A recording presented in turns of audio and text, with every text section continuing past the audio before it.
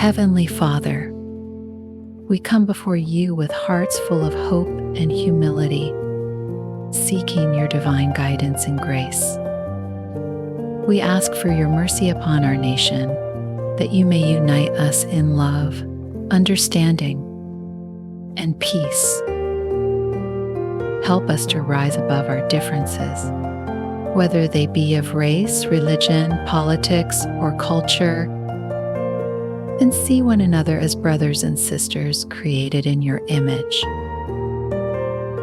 May we be bound together by the values of compassion, justice, and kindness, striving always to serve the common good.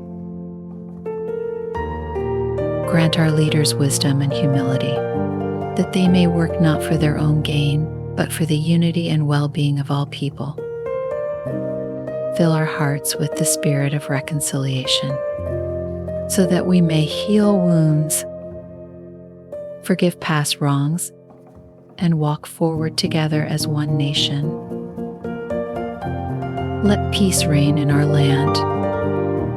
O Lord, may our unity be a beacon of hope to the world, showing that with your help, love can conquer division and harmony can overcome discord. In your holy name we pray. Amen.